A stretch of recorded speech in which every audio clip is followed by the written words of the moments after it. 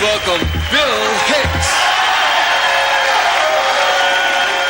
Hicks was one of these comedians that just spoke his mind, didn't give a shit about anything. A lot of Christians wear crosses around their necks. You think when Jesus comes back, he ever wants to see a fucking cross?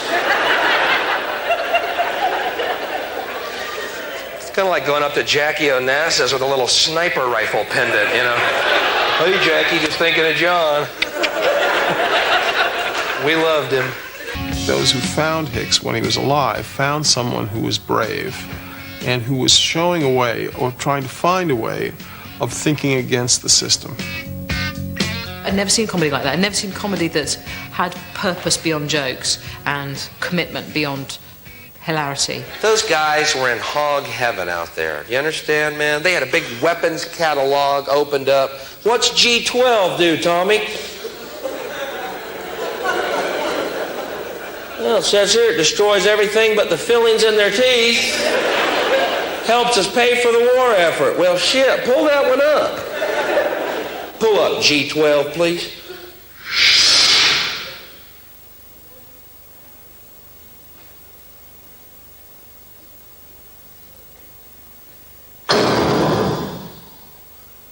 Cool. What's G13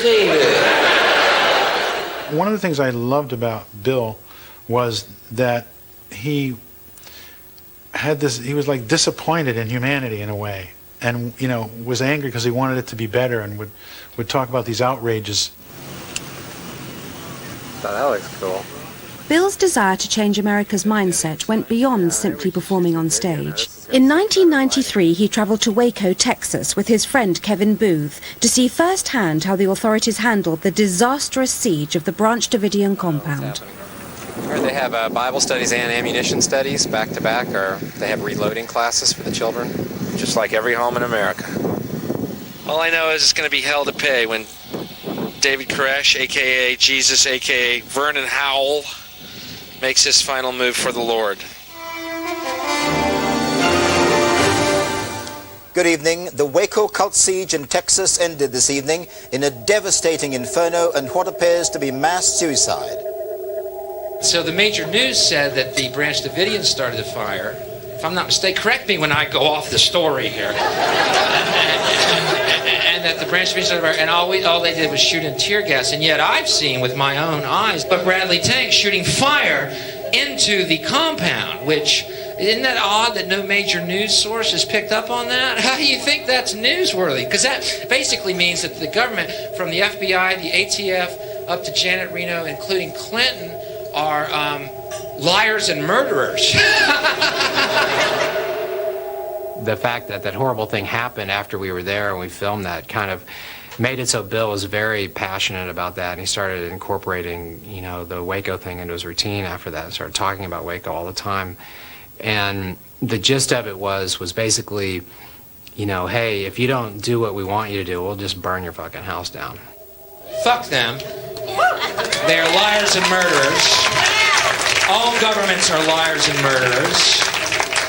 And I am now Jesus. Now. And this is my compound. Bill had enjoyed significantly more success in the UK than in his native America. So much so that on the 10th anniversary of his death, an early day motion was tabled in the House of Commons in his honour by MP Stephen Pound. This House notes with sadness the 10th anniversary of the death of Bill Hicks on the 26th of February 1994.